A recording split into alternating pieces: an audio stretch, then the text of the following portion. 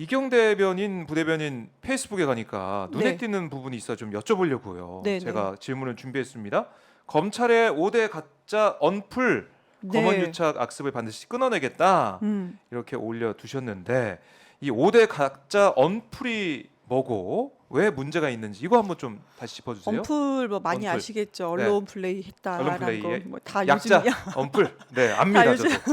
다 약자. 저는 처음에 언플 몰랐어. 선플 막 선플은 다들 뭐 예. 선한 뭐 플레이인가 뭐 아무튼 좀 그랬는데 우선은 5가지가 있어요. 검찰이 그러니까 악의적인 보도죠. 그런데 이것은 악의적인 왜곡 보도가 네. 뭐 10여 건 정도 나왔다 하면은 뭐 이게 한번 보도가 됐다가 우리는 왜 우라카이라고 해서 언론에서 이걸 네. 다시 쓰기도 하잖아요. 베껴서 쓰는 네. 거 우라카이라고. 그래서 전문 용어로 우라카이라고 하는데요. 네. 야, 이런 거 바꿔야 되는데 일본 일제 맞아요. 용어. 예. 근데 일본 용어. 만약에 그런다면은 그래 언론이 부족해서 실수했겠다라는 생각을 할 수가 있는데 음. 우선 가짜 우리 428억 원 약정설 분명히 있었습니다. 이건 이재명 너무나도 유명해요. 대표가 음, 428억을 받기로 하고 그렇죠. 그래서 이 대장동 일당에게 그렇게 돈을 퍼줬다 뭐 이거죠. 그럼요. 이게 이제 새해 전에는 700억 원. 근데 네. 이것이 무엇이냐? 천화동인 1호였습니다. 천화동인 1호 지분이 세후가 428억 원인데 네. 이것을 받기로 했다. 음. 그런데 중간에 이 관련된 보도가 2064건이 나왔습니다. 그렇게 많이 나왔어요. 428억 원은 이재명 거야! 아. 라고 했던 보도가 2,000건이 넘게 나왔어요. 네.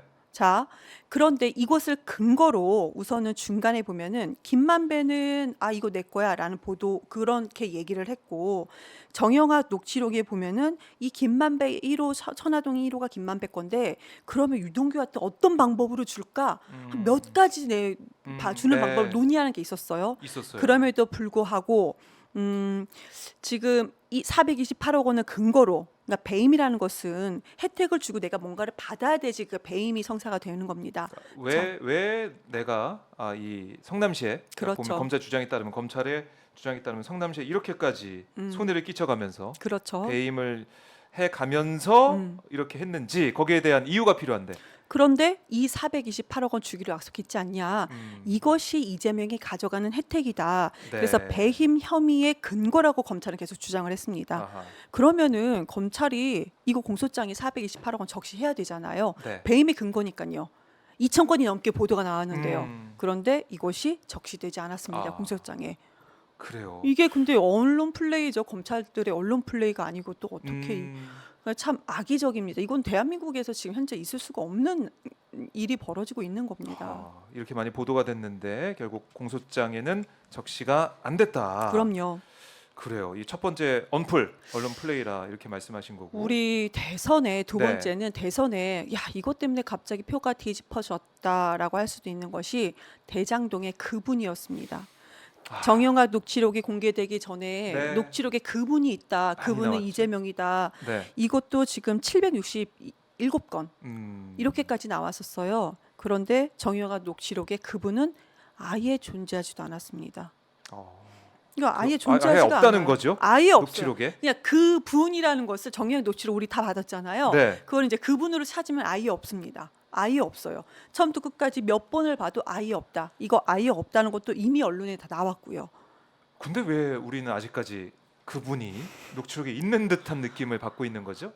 그러니까요. 이게 문제입니다. 700건이 넘게 보도가 되니까 네. 그분이 있다라고 생각을 하시고 근데 국민의힘 패널들은 나와서 그분이 없는 거 알아요.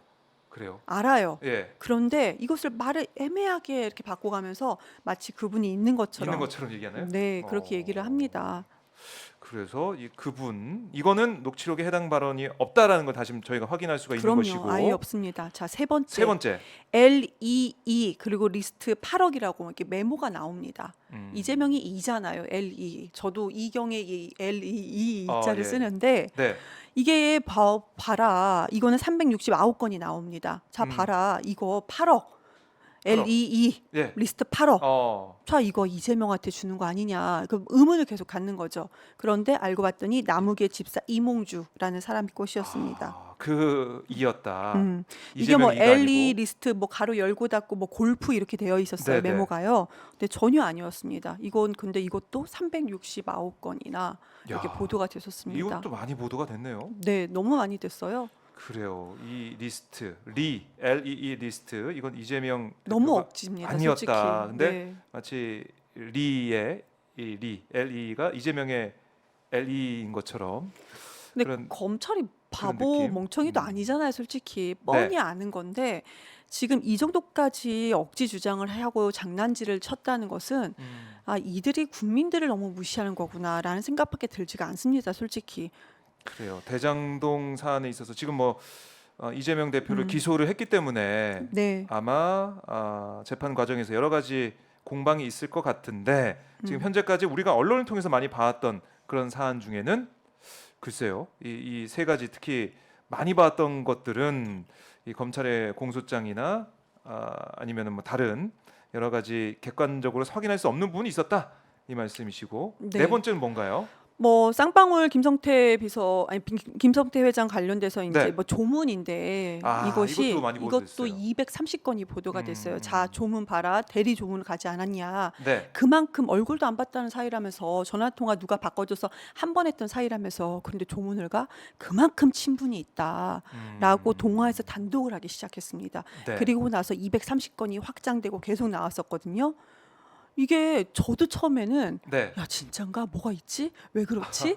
이런 생각이 들면서도 그냥 이런 경우에는 조문을 다른 사람이 보내기도 합니다. 대기업 관련된 사람이니까요. 보내기도 합니다. 네. 그런데 알고 봤더니 쌍방울 김성태 비서 둘이 되게 친분이 있다더라. 이런 뭐 자주 만난다더라. 네. 이런 것이 회사의 소문이었다.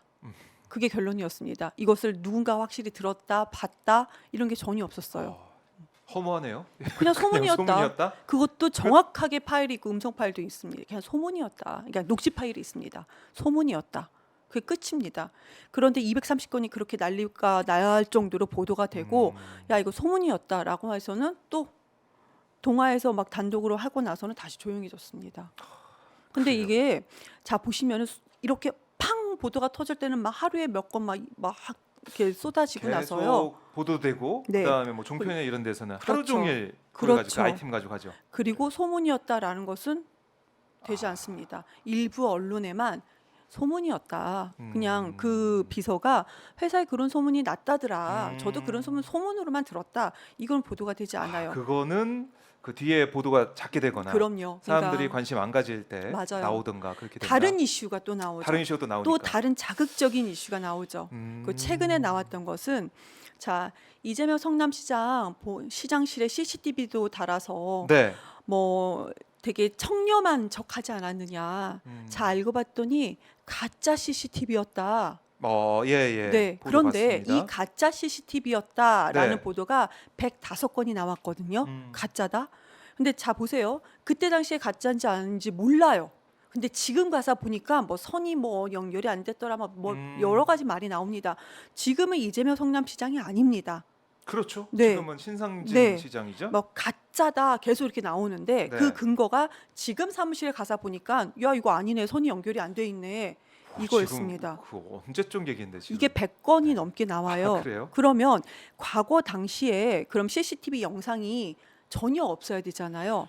근데 언론 보도에서 자 이재명 성남시장의 사무실은 막 이렇게 CCTV가 연결이 돼 있고 합니다. 이게 영상 뉴스 영상이 다 나갔어요. 이것이 뉴스 영상으로 보도가 됐습니다. 그리고 그러면- 나서는 네. 또 조용해요.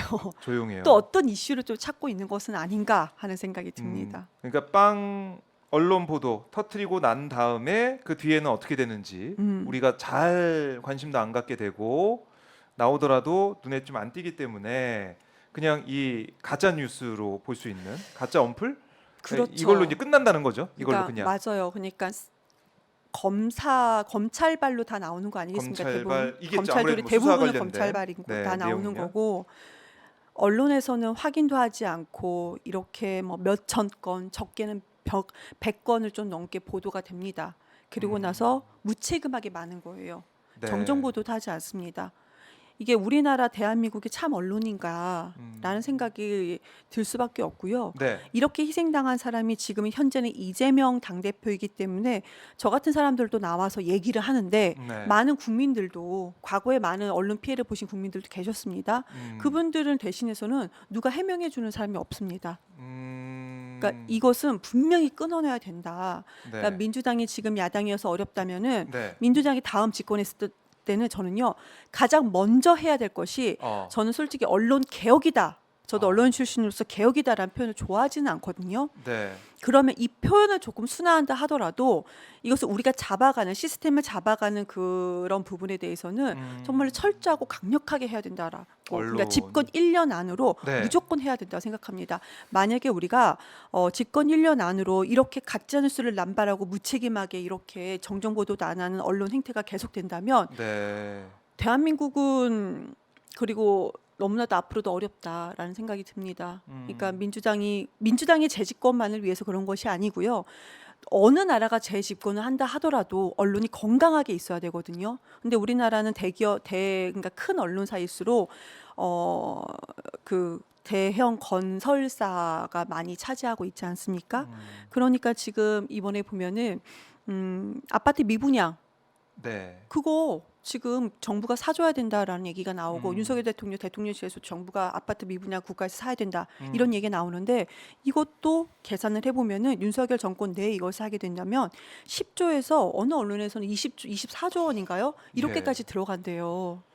근데 이게 사실은 부동산 가격이 높고 이럴 때는 그 막 만들어서 팔고 높은 가격에 팔아가지고 이익을 얻다가 미분양이 조금 낮다고 해서 그걸 사달라고 하면 네. 도덕적 해이라는 비판이 나올 수밖에 없는데. 사줘야 된다. 아. 그리고 대통령실에서는 이것을 마치 사는 정책이 있는 것처럼 해요. 그런데 네. 이게 10조에서 20조 원 정도로 뒤에 줄인다 하더라도 20조 원인데 네. 지금 곡간 비었다라고 비슷하게 얘기하면서 양곡관리법이요. 쌀값은 예. 그들이 주장하는 이것이 세금이 너무 많이 들어가서 우리는 안 됩니다라고 했던 그렇죠. 것이 연에 그들이 말한 것은 1조 4천억 원이라고 얘기했는데요. 네.